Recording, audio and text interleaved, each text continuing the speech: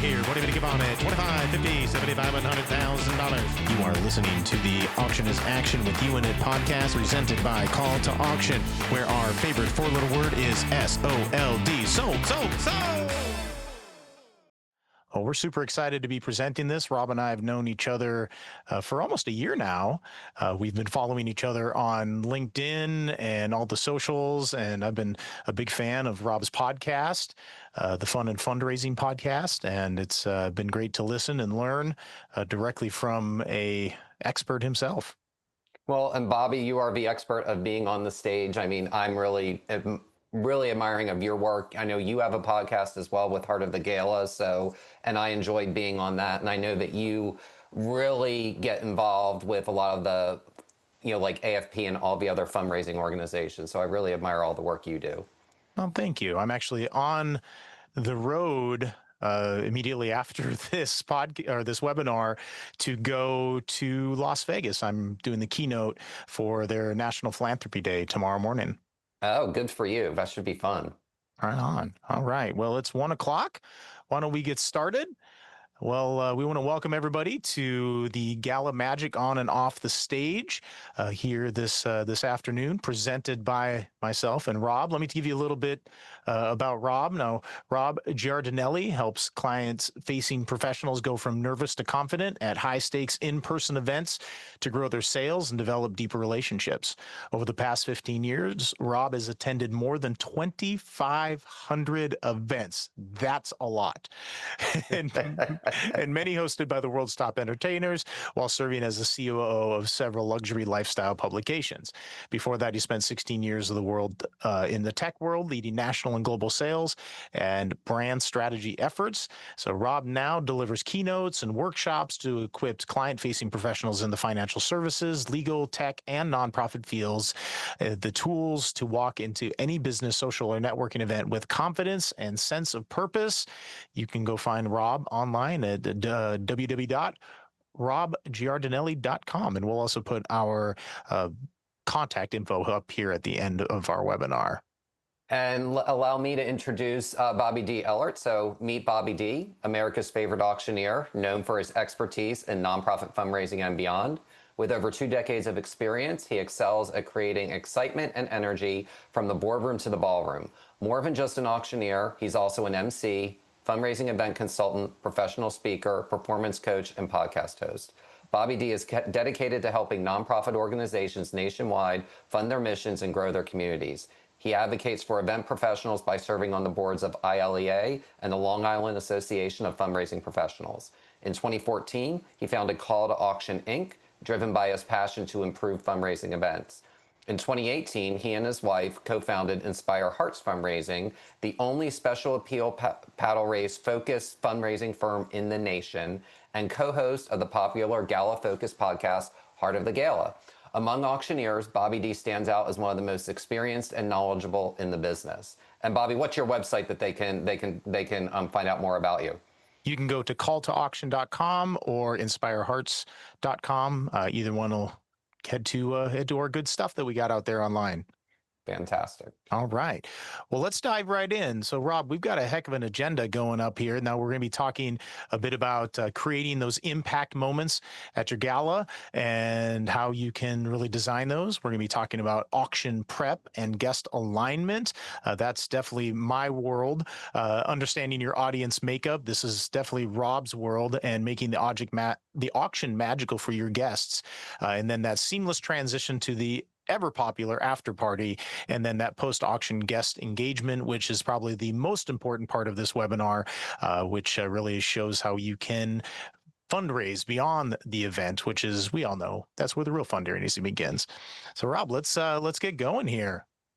Absolutely. So, I know you were going to talk about these impact moments. So, I'm excited to, from a stage perspective, I'm really curious to hear, kind of your thoughts and what you think and, how to best do that. So, impact moments, there's a few different ways that you can create and design these. Now, you have your storytelling, which is, can be via video, could be via in person.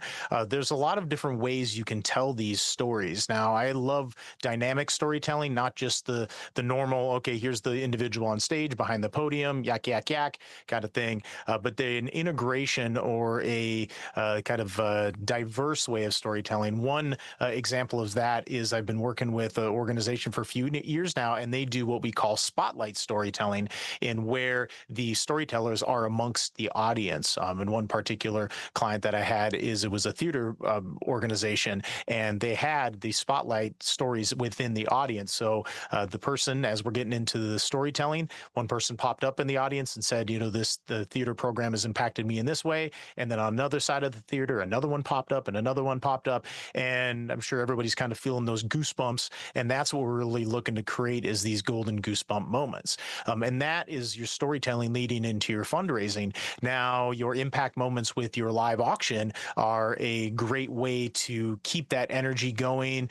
Maybe you've got surprise auction items. Maybe you've got a surprise to an auction item and kind of an upgrade or an enhancement. I love including a video of the auction item that creates high impact, as well as incorporating some musical bumpers before and after and even during the auction to keep that energy up and really to keep everyone engaged. And it's these moments where your guests are going to leave and they're going to be around the water cooler, or they're going to be at meeting their friends, or they're going to be online and be like, I was at this gala and I saw this. And if your guests are saying that, you won the game. So let's create some of these impactful moments and to really create that magic. And we're going to talk a little bit more about how to design these moments, because these moments don't just happen organically. You really want to put the ingredients in for them to happen organically. And there are some times that these moments are very spontaneous. And spontaneity is really important. I'm glad you brought that piece up, and especially the surprise auction items. Sometimes those can actually go for the most. Absolutely. It's always that, but wait, there's more. Exactly. Love that. Well, Rob, we started with storytelling and how that is probably the most impactful, magical part of your fundraising event. You want to really make sure that you have organic storytelling where it is authentic. It's also ethical. You want to make sure that your storyteller is comfortable and willing to share their story. We don't just want to put the kid up on stage or the individual up on stage just to showcase the diversity that you might have, but it's also finding and identifying the correct storyteller, someone that can be organic, someone that can be authentic, and someone that can really just share that story from the heart. And the key to telling one story is really truly telling one story. You've got to create it to make it crayon simple. There's a gal named Rachel Muir who's really kind of coined that crayon simple storytelling method, where you can really dive in. And sometimes when you're in your nonprofit and you're surrounded by it every day, and you can really dive in on the programs, and you can dive in on all the stories that are there and the impact numbers and all of those different elements that are there.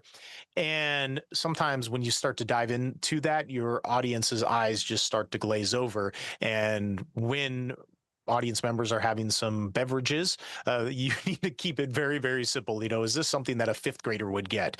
And when you can do that, you are able to really, transmit that communication. You're able to connect with that donor, and then the donor is able to connect directly with your story.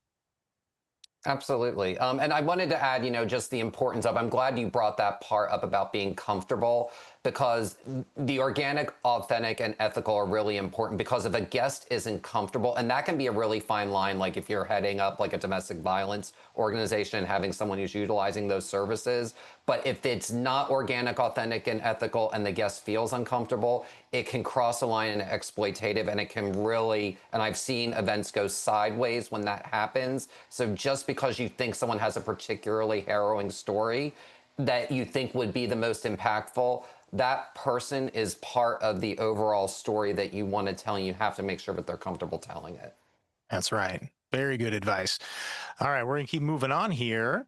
Now, not all stories can truly be told the same way. And there's this rut, and I'm sure Rob, with your experience, that you have seen the yada yada video, yada yada auction video, yada yada kind of thing. And it's kind of the way that has always been done. But I think with your experience, seeing dynamic storytelling is really the key. Why don't you share with us a little bit of something that you've seen in a story that's told a different way? I think I went to one recently where they kind of went through kind of the narrative and the journey of this organization over 5 decades. It was a green space, and it was one of those places where the public basically said, you can't do that. And there was a group of people that said, oh, yes, we can. But it took them 5 decades for it to happen. So they kind of gave a little bit of context as to why they were there and why they were in this world-class space today. So I thought it was really interesting to get to how we got there, which is a very difficult thing to tell in 4 minutes, but they were able to do so effectively and then remind people why they were here. So that context can actually be really good if that's the narrative you want to tell that night. That doesn't work every year or with every contest, but if you're doing like a 25th anniversary or a 10th anniversary, that might be a time to do something like that, just so that people have an understanding of the context and how they got to where they are tonight. I love that journey storytelling that you were talking about, whether it's from the organization or maybe from a participant or someone that you serve, is to show a day in the life or that hero's journey. Here was the struggle, here was the solution, and then here was the result. And when that's done effectively, then you're going to again have everyone on the edge of their seats. You're going to create that golden goosebump moment. Is what you're looking for, is to really light up that front right center of the brain where people are able to be excited. They're able to be engaged within the storytelling, but they're also able to be generous, which is really what we're trying to create. So, thinking about ways that you can tell the story differently. Now, the story doesn't just have to be on stage. You can start your storytelling right at the front door. As soon as people are coming in from valet, what does that storytelling look like? I love working with the Boys and Girls Club. They always have the boys and girls that are out there cheering, cheering as they're coming in. And then there's signage, there's video opportunities in the what they call the cocktail. I like to call it the connection hour. There's some ways that you can do some storytelling within there. And then as there is that entrance into the gala ballroom, your storytelling really can take hold there.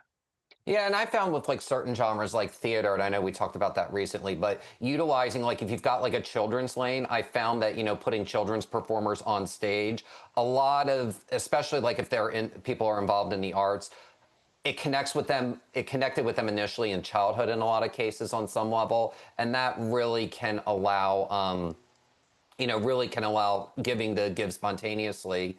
And I also wanted to mention, ultimately what all those stories do and weaving them in, at the end, they have to show a transformation. When they show a transformation, your guests will give. And that's really what it's about at the end of the day, is people want to see the end result of that story. Make sure that whatever story and narrative you're telling has hope in it and not just hopelessness, because people won't give for hopelessness, they give for hope.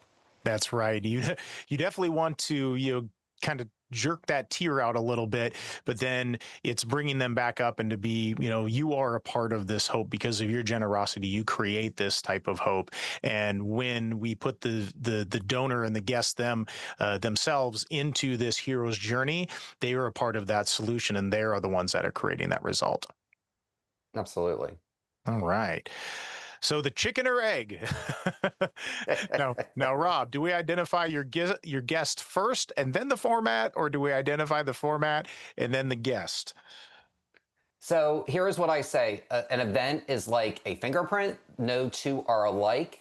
You really have to understand your audience first and foremost. And you have to understand who you want in the room for that particular night, because it may not be your whole audience. It may be a specific subset of your audience. But I've seen many, like I've seen $1 million galas be designed literally around a dress, and people will design, a whole event around a dress. Like I know that sounds weird, but it can really be either or But at the end of the day, just understand your audience and what they can expect. But if you've got a great in with, say, a certain person to be a musical headliner, you can kind of identify the theme around that person. Like if you've already got that baked, if you don't have that baked and you want to draw people in, come up with a really good theme.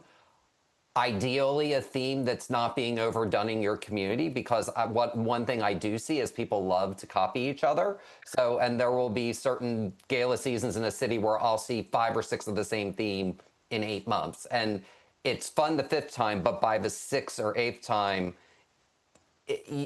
there's a law of diminishing returns that goes into that. That's right. And you'll see, and I see this a lot, and I know that you see this a lot, Rob, is that you'll have donors attending multiple events. And when donors are attending these multiple events, they want to see something different. They don't want to go in and be Mm-hmm. like, oh, I've already seen this theme before, or I've already seen this element here before. Yeah, it's okay to, definitely, rip off a little bit, but you also have to, again, make your event its own thumbprint. And when we're looking at the audience that's attending, in New York City, we have a lot of events that are really based around the financial district or individuals that are in finance. So we can tailor that a little bit different. Sometimes it might be a different sector. Sometimes it might be a portion of a city or a portion of a state. And there might be ways that you can tailor that gala or that event to these particular individuals. So then as you look at the individuals, here, let's design it this way and then make it this way, or flip flop, theme, and then design.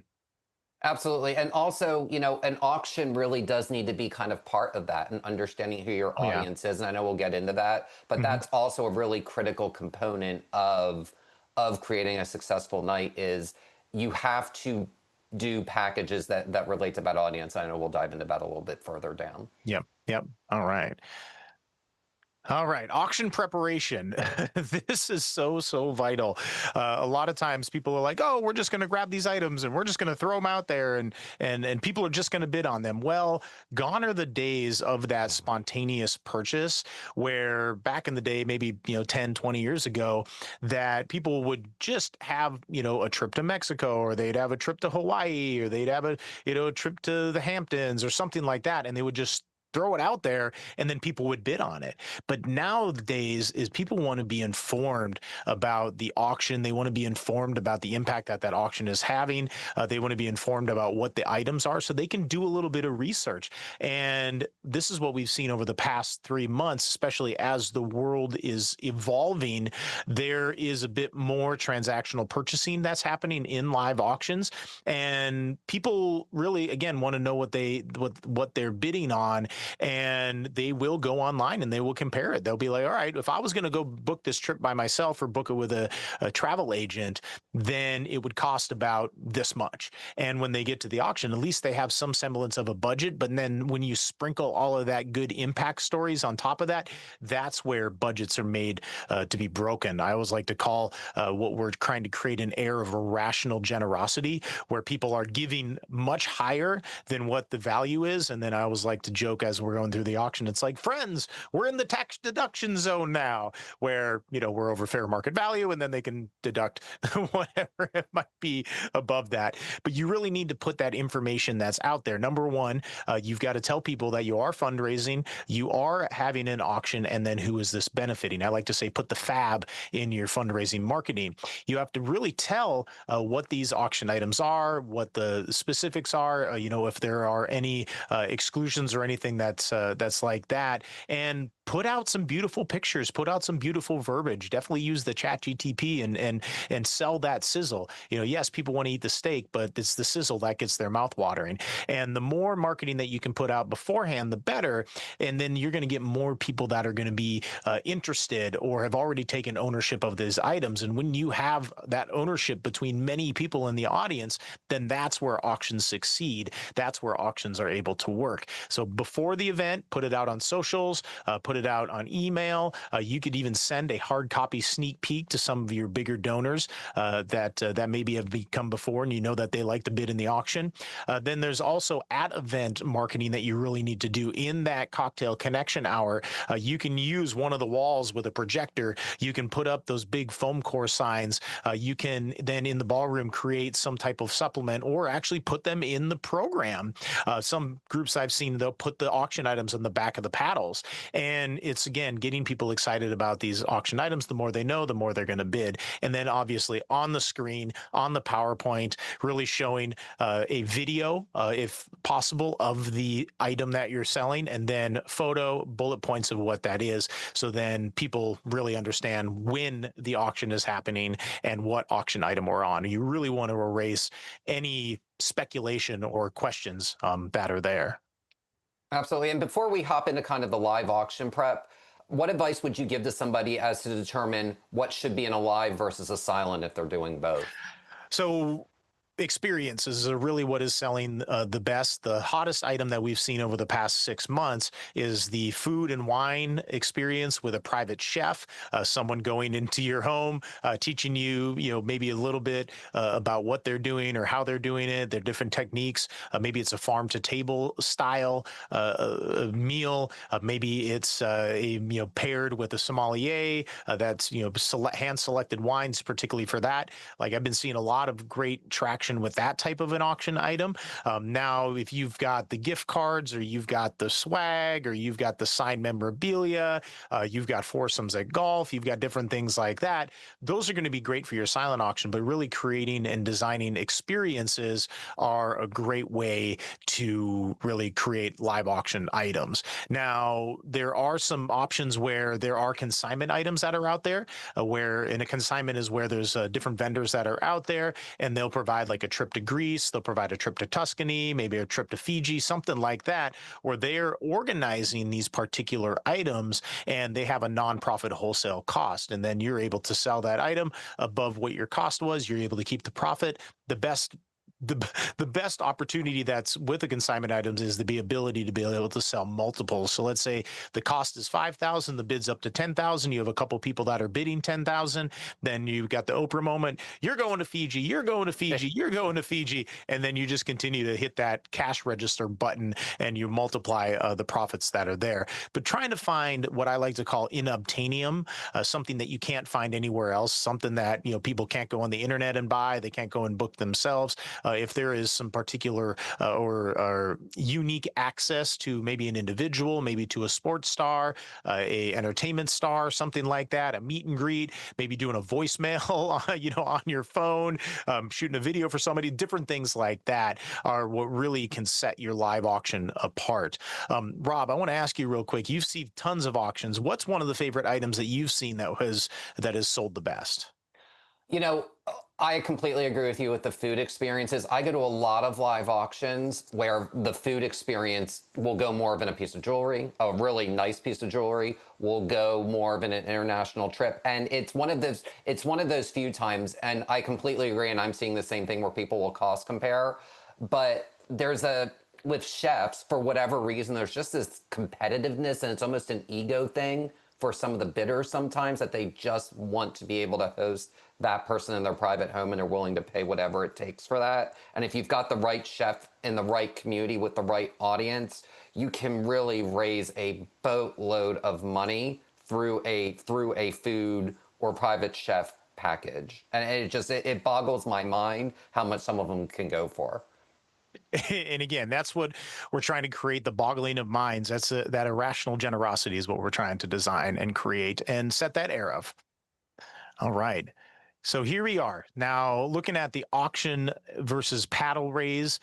You want to create that goal for what your desired auction and paddle raise fundraising goal is. I mean, there's pre-event goals where you're going to have your sponsorships and your ticket sales and pre-event dollars. But then it's the night of is where the better and the bigger the magic you're able to create, the bigger and better of the fundraising results that you are. So you're creating this collective goal and this collective total of your fundraising that's there. Now, I get this question all the time, Rob, is should we, where, should we do an auction? Should we do a paddle raise? Where do we put that? When do we put that in the program? Tons of different questions that come in about that. And the answer is yes. But it depends. you really, Yeah. you really have to look again at your audience. Now I'll go back and use the financial district here in New York City. They have their events on weeknights, and there's about a 2.5 hour window that they will give you in their schedule. So in 2.5 hours, you're only going to be able to have the connection hour. You're going to have a very small 25 to 35-minute program, do a paddle raise only, and then they want to network or they want to get out of there. So in that case, you can't take an extra 20 to 30 minutes just to do a live auction. Now, maybe you could do one live auction item. Maybe you could do some semblance of a raffle or something like that. But in that case, a paddle raise only works. But now, if you're having the big, multi-hour gala style, you Yes. can do both, especially in this day and age. We've seen the rise of live auctions happen exponentially here. It used to be where people were just giving to give, but now we're seeing a big a movement of that giving to get, which is okay because the more you can raise in your live auction, the better. The more you can raise in your paddle raise together. So again, it all depends on and all of those different elements.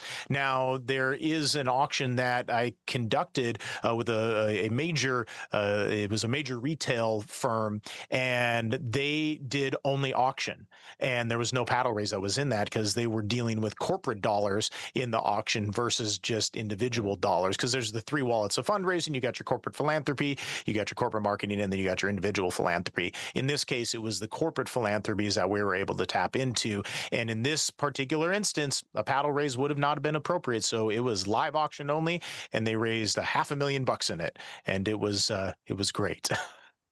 Yeah, and it's amazing how effective a good paddle raise can be. I went to one last week, and it's a somewhat similar industry. I went one that was primarily legal, and it was a 10-minute paddle raise, and it raised about 170 in 10 minutes. So I mean, and Wow, it love was, that. and the interesting thing was that they had like one at each of the top levels, but like 55 people did $1,000.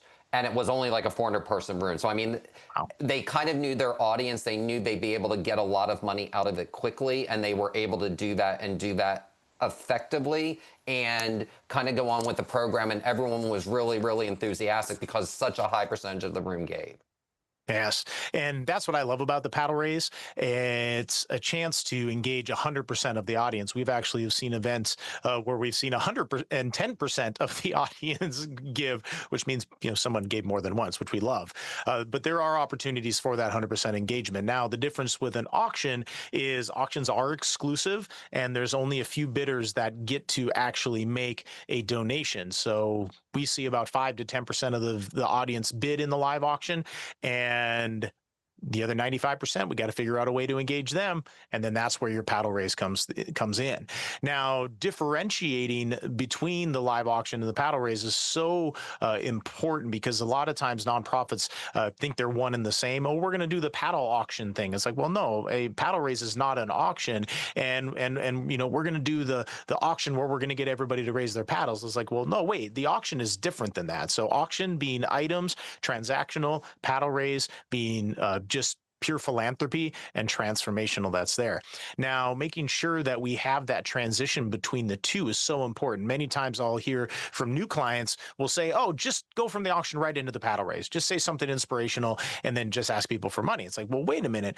People that are in the audience and they're excited in this auction time, they're going to be in that auction mode. So you need to have that storytelling to help make that transition. It's like, friends, this is that time that everyone's going to be able to participate. Now direct your attention to the screen or listen to little Susie tell her story or something like that. And then immediately after that, having your professional auctioneer to stand up and say, friends, this is that time for everybody to raise that paddle that's inspirational for you. So making sure that they are distinct. One last thing I want to talk about the paddle raise is make sure that you set expectations that you are going to be doing this paddle raise. You can do that in your marketing beforehand, photos of people raising their paddles from last year, during the the cocktail connection hour, having some signage, raise your paddle to help us fund this. And then in the program to foreshadow you in the remarks of, the chair, the host, or, the board president or something like that, to say, oh, friends, later in the night, we're going to ask everybody to raise your paddles to help us fund this. So you got to set those expectations that we are going to be asking for money, because if we don't, then we're going to surprise people, and people don't like to be surprised. They want to know what to expect. Absolutely. And people want to know. And the thing I love about paddle raises is you're very clearly able to articulate what the money goes towards, because That's you can right. say $500 gives you this, or $2,500 gets that for this organization. And that allows people, even if they can't necessarily contribute five figures, but can do $1,000 or $2,500, that they're truly making an impact and a transformation and a difference. Yes, I love the paddle raise. It's a collective giving opportunity where everybody's coming together. All right. So now, again, auctions are for few, paddle raises for many, auctions exclusive, paddle raise, all inclusive is what we're looking to create. So now, this snow globe effect, Rob, we were talking earlier about the snow globe effect. Tell everybody a little bit more about what that is. So a snow globe effect is basically an organization puts all the major donors really close to the stage, and the auction happens, and it's basically outside of like the limited sphere of the room. Nobody else is really bidding. So basically it's just all these people on the perimeter kind of looking in this little cocoon, kind of like a snow globe. And I've seen that happen at seven-figure galas. That can happen actually kind of frequently. So there is it's interesting because the room isn't lost by the auctioneer on one hand, because they're kind of in the zone, but everyone else in the room is lost. And that's where, people are having side conversations, people will get up and go to other tables, and it's all kind of going on in the auction. So there's not, it almost feels like there's two rooms in one. And people check out, and sometimes when they check out, they can take over the room and then get loud and Hmm. get distracted, and it's like, well, no, wait a minute, we're here to fundraise. So this is where we move into this really kind of what I like to call event geeky thought process, is talking about this evenly spread heat map. Rob, tell me about the heat map. So the heat map is, you want to make sure that people who are bidding on the auction in particular, the paddles, if you're only doing a paddles up, this isn't as critical, but if you're doing an auction, it's very, very critical. You want to make sure these people are all around the room, so that the auctioneer is looking at all sides of the room. I went to an auction recently where everyone was kind of on one side of the stage, so the people on the other side of the stage got lost. And that's, again, you want to make sure that the whole room is engaged and captivated within the moment of the auction. And we're going to talk about strategic seating here in just a moment. And you can, again, design the magic that you want to create. And these are elements of that. Absolutely. All right. So now, understanding your audience, Rob, let's dive in quite a bit deeper here. Well, it's one of those things, and I know it's real easy, especially if you're a nonprofit and you've secured a major table. You secured the table and you secured the donation, but that's really, the work is only beginning, really, with that, because you want to make sure you're getting an audience that is, one, going to connect with your mission, and two, an audience that is going to raise you the most amount of money possible. So you want to make sure that you're creating an opportunity and a space for all those things to kind of come together. And that's why seating is so incredibly important, and understanding who is going to be in the room to get you the results that you want. That's right. Audience development is probably one of the biggest factors to Gala Magic success. Is, yes, you're going to have table sponsors that are going to send people to the event. You want to make sure that you have guests that have capacity to give, and they have a connection to the cause. Sure, you could get somebody like Bill Gates in the room, but if he doesn't care about your mission, he's not giving you $1 billion. He ain't giving nothing. So making sure that each one of those seats has a dollar figure on it, and making sure that those seats are filled with individuals that can give. Now, you've got to look at your goals again. Let's say we want to raise $100,000 on the night of, 50,000 live auction, 50,000 paddle raise, and you're going to have, 200 people that are there. That means you're going to have 100 households. Now, if you're looking to get 50,000 in your paddle raise, you're going to need 50 households to give at least $1,000, or you're going to need to get every household to give at least give 500. So now you've got dollar figures on each one of your seats. And it's so important to make sure that you have that, because I get this all the time from clients and potential clients is like, oh yeah, our sponsor sent so and so, and they said it was a thank you to their administration or their team and whatnot. And then all of a sudden that team's there and they're getting hit up for money. Like, whoa, wait a minute, this isn't what you said it was. And then they're eating your food and drinking your drink. We want them there raising their paddles. Absolutely. Absolutely. 1,000%.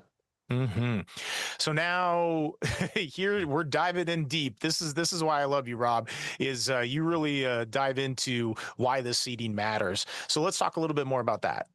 So, the first thing you want to do is you want to, when you understand your audience, you want to know a little bit about them. And what you want to be able to do is you've got your table buyers and you've got your individual ticket buyers. And this is a really good opportunity for you to kind of understand who is going to be in the room and what their connections to other people may be. And that's why researching your guest is so critical. You may also want to put two tables by people maybe they've never met before, but you want two tables of people next to each other. So if you're the development director, you can introduce those two table buyers during the gala. And that is why researching and understanding your audience to maximize connection, because if they form a strong friendship, they're going to remember where they met, and they met at your gala. And that is where the magic of making sure that you're connecting people effectively really, really can shine. And that's the big value of what a gala does is, yes, we're there to raise money for your nonprofit, but we're also creating that guest experience and providing a valuable opportunity for guests to network with each other, to build relationships, whether they're building friendships or they're building potential, business relationships. Like, this is a great time to, again, be strategic. Maybe you're putting the real estate agent next to the title company CEO, and there's those conversations that can happen there. So we just got a great conversation or a question from Jeffrey. It says, what do you do when a school wants to invite all their teachers who don't have the money to spend? I've got an idea on that, but Rob, what about you? So my idea is, and this kind of goes into there's really three different types of, I might be going a little out of order here, but there's really three different types of tables. There are table hosts that are a dream to work with. There are table hosts that are a nightmare to work with. And then there are the ones that say, here is my check, fill the table. And what I would recommend doing is, if a school wants to invite their teachers, if there's a corporate sponsor that's done that, I would place them at that table. Now, that being said, if you're trying to, raise a lot of money in an auction or a paddle raise, let's say it's a $25,000 table. It doesn't have to be in the $25,000 section, because the company made the donation because they wanted to make the donation.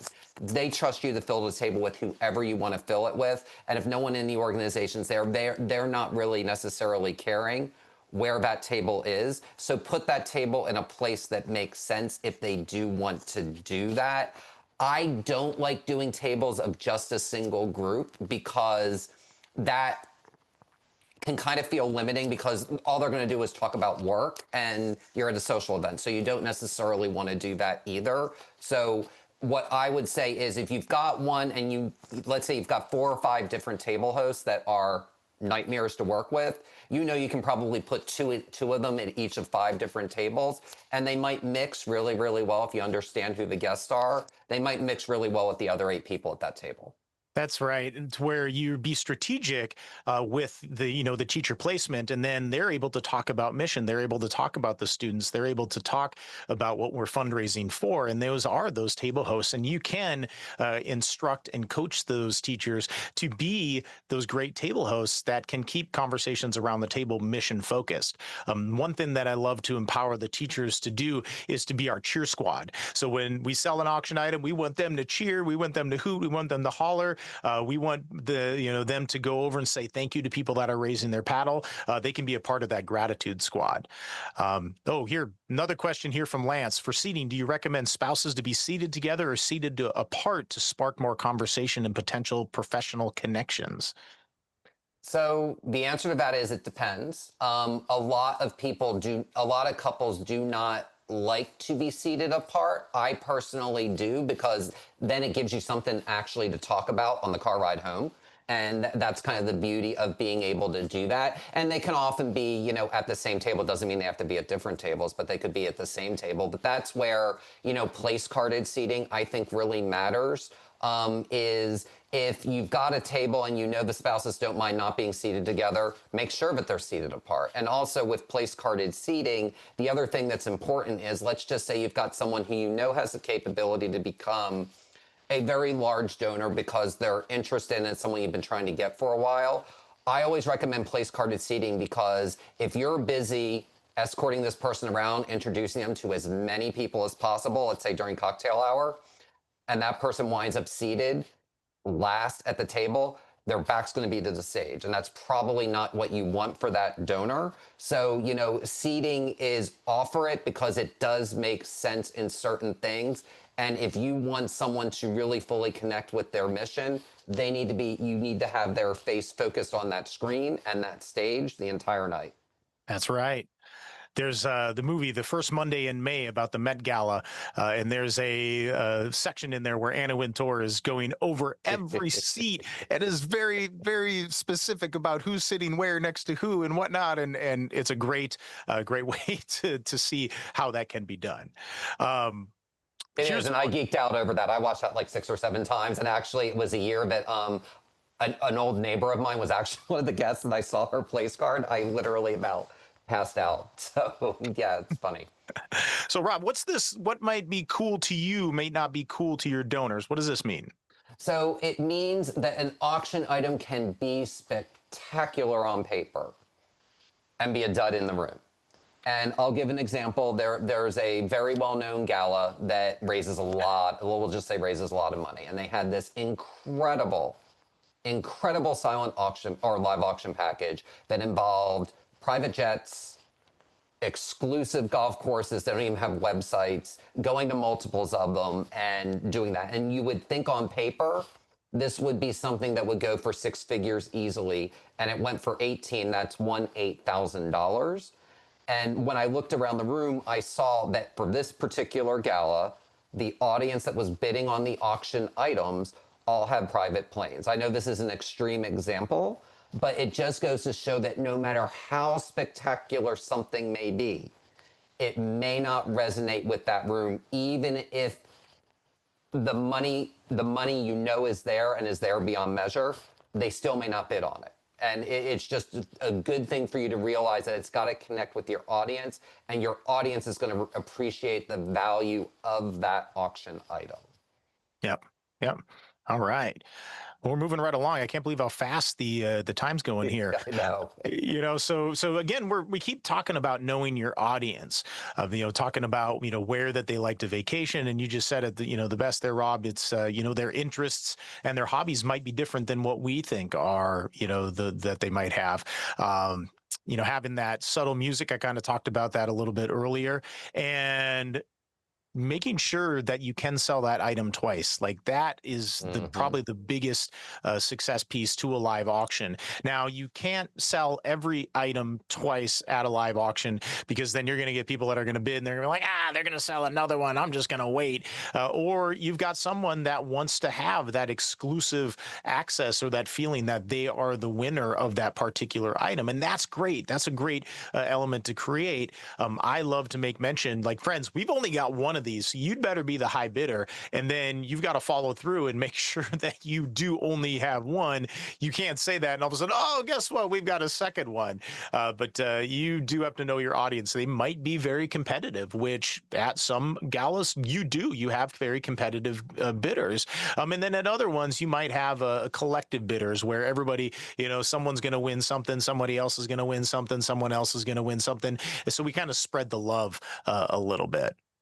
Absolutely. And I'm glad, you mentioned this, the spreading the love piece. And the other reason you don't want too many items to sell twice is it can actually be negative for your paddle raise later. And I've Mm-hmm. seen auctions peak. The auction should peak during the paddle raise if you're doing both, because the paddle raise is usually second. And I've Mm-hmm. seen auctions where it peaks during the auction because they sold too many items twice. And then when the top tier goes for the paddle raise, no one raises their paddle, and it takes the oxygen out of the room pretty quickly. Yeah, your auction can suck a lot of that energy away from your paddle race. So again, you've got to be strategic about this. And this is really a good segue into preparing those bidders and having conversations directly with donors, especially repeat offenders that continue to come back and bid again and again and again in your live auction. Is having conversations. Number one, where do you want to go? What do you want to do? What do you want to see? We'll get those for you. But then also getting or having the conversation where they where they're going to bid to, at least a level that they're going to bid to, so that it doesn't fall flat. And that's just that open relationship and that conversation that you have to have with your donors that are there. Absolutely. And just, you want to make sure, especially for those top levels, you want to make sure that you've got, especially for the paddle raise, have a plan for the top level. You got There's to. nothing that takes more oxygen out of a room than someone not, and I know I've already said this, than not raising their paddle at the top level. Yeah, it's that we always talk about the crickets that are there, and that's the number Mm-hmm. one way to kill those crickets in the room is Totally. making sure that you do have that pre-secured gift. Again, we want to talk about ethical fundraising. Now, don't just put a paddle in the air if you don't have those dollars, but there's a few ways that you can get that pre-secured gift. Maybe someone is planning to giving a gift on that night. Maybe someone has given a gift prior to the event, and we want to recognize that gift. Or someone is able to raise their paddle to represent a pledge that they will be making. Later in the year. These are all great ways that you can get that pre-secured gift going, and making sure that that's an appropriate level to get started at. Now, some groups, they're going to start at 25,000, and there's people in that room that can give way higher than that. So maybe start a little bit higher, but there's other groups that you have one donor at 25,000 and then nobody else is going to give until 5,000. You want to have at least one pre-secured donor per level to keep those crickets at bay. 25, 15, 10, and then you get to that 5. But if you only have $5,000 donors that are in your audience, maybe taking that 25,000 and then turning that into a matching gift opportunity. Friends, here we're going to get started, and XYZ, or Mr. and Mrs. So and so, they're going to match the next, $25,000 that's given here, and using that as a match would probably be more appropriate than just starting at that $25,000 level. Absolutely. The matching gift is that's such a great way to raise more money. And it's awesome when that actually happens. And it really does spur a lot more giving. So this is where we're talking about those strategic placement of donors that are around the room. Now, board members, this is where you can get very strategic with your board members and making sure that they are raising their paddles. Now, in many grants that are out there, they want to see that the board is up, is giving 100%, and we want to see 100% giving at the event as well too. So this is where you can be strategic about where your board members are placed and placing them throughout that room to keep that generosity going. I have a saying, more paddles up equals more paddles up. And if we have more paddles up in different sections of the room, you're going to see more paddles up that are all the way around. So making sure that you're coaching and encouraging your board members to raise their paddle, especially if they're going to be recognized earlier in the program. Let's have all our board members stand up. Well, now everybody knows where the board members are. And then when you make that ask and we get into the paddle raise and none of the board members are raising their paddles, people are going to take a step back and be like, whoa, wait a minute. If they don't believe in this, why should I? But when board members are raising their paddle and they're enthusiastic about that and participating in the auction, then everybody else is going to be like, oh, they're doing it. They're believers. I should be a part of this as well. Absolutely. And, going back to what you were saying earlier, we were talking about earlier about, that major donor that they're trying to get in the first year. And even if they've copped them the ticket to be there, a lot of times the board member is a board member will be the person that gets them there. So to make that, potential donor as comfortable as possible, seat them by a board member. So use your board people strategically and make sure you're showing gratitude to them. Don't get them into the room and then not sit them next to the board member, because then you may wind up not with the donor and an upset board member and a long phone call with the executive director the next day. You don't want that either. Yes. We got a question here from CK. Can you explain more about a matching gift and how does it occur at an event? Well, there's lots of different ways that you could do this. You could have someone that's going to match the entire paddle raise, or they're going to match the entire auction, or they might match every gift that's at a certain level. Maybe someone like the other night, we had an organic gift come out in the audience, and we were at the $100 level, and someone had got my attention, and they were like, "Hey, Bobby, I want to make a gift of $5,000." And I was like, you know what? Can we have a little bit of fun with that? So then, friends, here we are. We've got a friend here that wants to match the next 50 paddles here at the $100 level, and we can raise an additional $10,000 together. Who's with me? And we ended up getting 67 paddles that are in the air. So there's a lot of different ways that you can incentivize the giving in your paddle raise by creating these matching gift opportunities. Now, matching gifts can come from so many different places. They can come from individuals, they can come from family foundations, they can even come from corporations, and you can provide that recognition of them on the screen or verbally or both to really showcase the love that you have for them and share that gratitude. Sometimes you're going to have donors that want to match these funds and might want to stay anonymous. I don't like the word anonymous. I would rather hear us share a friend of the organization is going to match the next $50,000. Yeah, and if a person's a commanding presence and they want to be on stage side by side with the auctioneer, that is also okay too. Anything to really amplify that giving, especially for that particular moment. That's right. So the auction went too well, Trap. This, like you had said before, kind of sucks some of that energy out of the room. You might have someone that irrationally gives a $25,000 or buys a $25,000 package in the live auction, and then everybody's kind of takes a step back and they're like, "Oh, they got enough money. We don't need to raise our paddles." So careful for that, but then also be careful for next year to where you start to measure. Okay, last year we raised $50,000 in our live auction because they had that one guy that gave 25,000. Well, if that one individual doesn't come back next year, or you don't have the right item, then now you're starting to set your goals a little bit unrealistically than what they can be. Absolutely. Yeah. Absolutely. All right, we're going to move right along. I can't believe we're already at 11 minutes left I here. know. So this is perfect transition to auction to the after party. Rob, why is it so important that we go from auction, paddle raise, fundraising, thank you, good night, and get right into that party time? One, if the auction has been, is on that right upward trajectory and it peaks at the paddles up, guests are going to be much more likely to stay because guests go in two directions with the after party. They either run to the dance floor or run out of the room. And you want as many people running to the dance floor as possible. So you need to create as much positive, high energy where everyone's really happy to be there. And that's the beauty of a paddle raise is if you get that irrational generosity and you're doing, say a matching gift at the $1,000 level towards the end and 50 people do it and there's a match, there's all this exuberance in the room that allows for that transition to go pretty seamlessly. And people, instead of leaving at 9:30, are leaving at 11.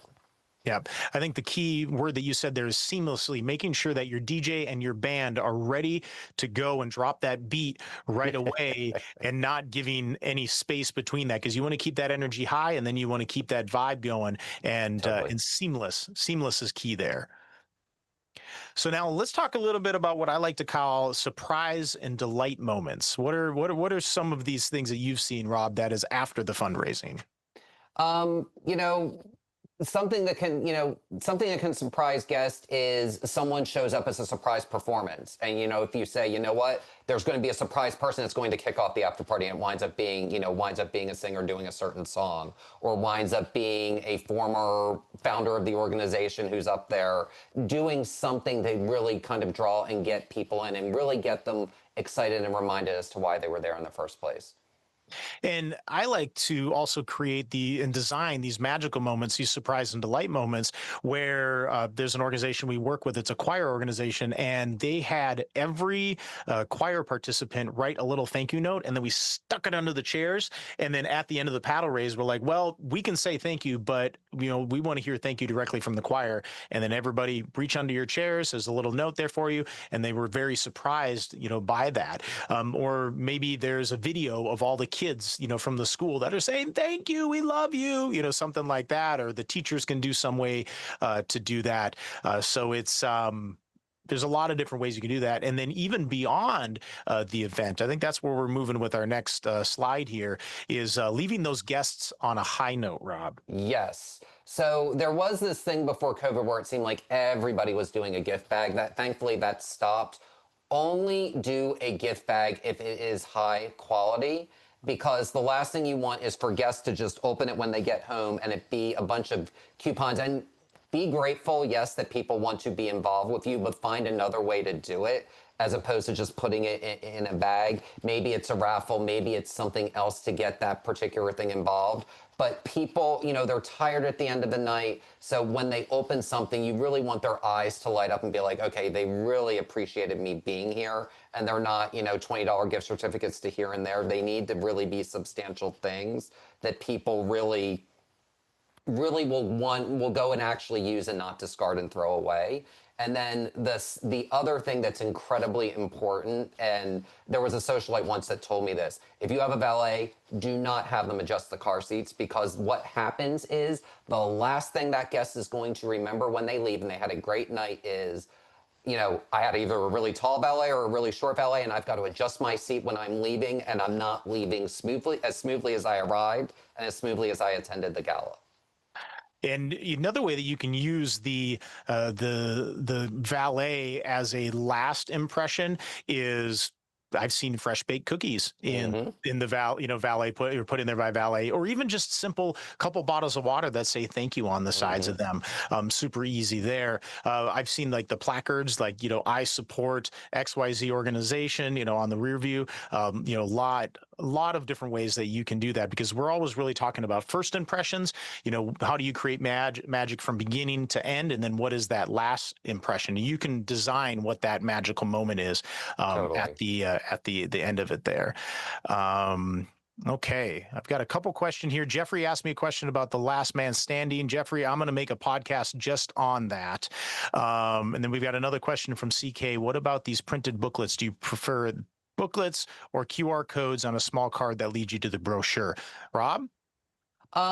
It depends. Again, it depends on your back. Can you repeat the question? What printed booklets or electronic booklet brochure program? Oh, I would definitely, if people are spending, a lot of money, and especially with an auction, it's just easier for them to read it if it's printed. Also, if they're there with their spouse, that way they can look at it together. So I prefer, especially for an auction, with a strong auction in it, I prefer printed, and I'm not a paper person at all, but that is one of those instances where I have seen that make a difference. Yes, it can be annoying carrying it around, but there will be a point in the evening where they will be grateful that they had it. Yep. Yep. And then another question is, how do you quiet the audience? That's where you have to have the professional auctioneer to be able to use their experience to get them to shut up. All right. We got about 5 minutes here. Again, we're talking about after the event, and, again, guests remember how the event made them feel. It's not necessarily what you said in the event. So it's, it's creating those magical moments and creating an event that does really cause the feels to happen. So here's where the real fundraising hits the road, is this post-event communication. So Rob, real quick, let's talk a little bit about best practices to say thank you after someone's made a gift at the event. So these should be personal communications, not the general e-blast, the general text blast. These should be individual, responses to guests within 72 hours. I would say if it's a major gift, like if it's 5 figures, it needs to be within 24, but everyone needs to be reached out to within 72 hours. And I always like to do it in the method that works best for that person. So if you can never, ever, ever get someone on the phone, but they respond to your text in 5 minutes, text them. Do that acknowledgement. I always say, though, always do a handwritten thank you note. And I know that takes a lot of time, but so few people do it that if you do that, you have a tangible reminder that they're physically getting, and there is nothing more golden than that, as opposed to a phone, a text, or an email. So I really am a big fan of the handwritten thank you note, and really hope that anyone who does make a gift, they're feeling valued. And again, that ties to how does the event make them feel. you have made them feel good about their donation, and they are 10 times more likely to go back next year. Right on. And there's actually been studies where the likelihood of a second gift to come in goes up, and the likelihood of that second gift being higher comes directly from the gratitude of the board members. Volunteer leadership Totally. needs to help you say thank you. It's standard just to come from the organization and staff, but then to go that extra mile and to have your board do the thank you, make the call, write Mhm. the notes, it's going to be huge. We've got Anne had a question, but Anne, I'm going to have to make an entire podcast on your exact question. Her question was, do you have suggestions on educating first-time fundraising attendees so that they know what to expect? We can assume that they have a connection to organizations. I will be talking about first-time paddle raises in an upcoming podcast. And yes, I am an auctioneer, but I can't talk that fast in 2 minutes. So I will. I promise, and I'll send that out directly to you. And as well as Jeffrey had a question too, so I will make sure that we got that. So I've got a free resource. Quickly, if you could snap a photo of this QR code, and this is going to take you to our post-gala gratitude checklist. And here's your post days of the gala: 1 to 2, 2 to 3, 3 to 5, 1 to 7, and then so on and so forth. But if you can really make this checklist happen, you are going to really set yourself up for better fundraising beyond the event, and that's really what it's all about. So we've got a couple more questions here in just a moment. Oh, Anne says thank you, Rob. We are at 158. Yeah. Do Oh, you I have my resource. If you want to go to that last slide, I've got my resource. So I've got a thing called the Gala Seating Playbook, and there's a QR code on that. So if you want to go to the last slide, Bobby, it should be on that. Right? Thank And you. then the one after that. Thank you. We love everyone for joining us today. There you are. So Scan that QR code. it's 5 steps to, kind of give you your initial framework on, creating ideal and strong seating for your event. Excellent. Well, good. Well, friends, if you've got any questions, we are going to be sending out all of these slides as well as the recording to this. Great question, CK. We are going to send this out. And then if there's any questions that come beyond this, like you wake up in the middle of the night and like, oh, I forgot to ask this, we are here for you. Both Rob and I are dedicated to your fundraising success, and we want to make sure that you are creating that magic at all of the galas. So personally, I want to say thank you all so much. Follow me on all the things, and please, anything you need, I'm here to help you. And I'm here to help as well, especially from a seating perspective. So we really appreciate everyone taking the time today. And, don't hesitate to contact either of us if you have any questions. Excellent.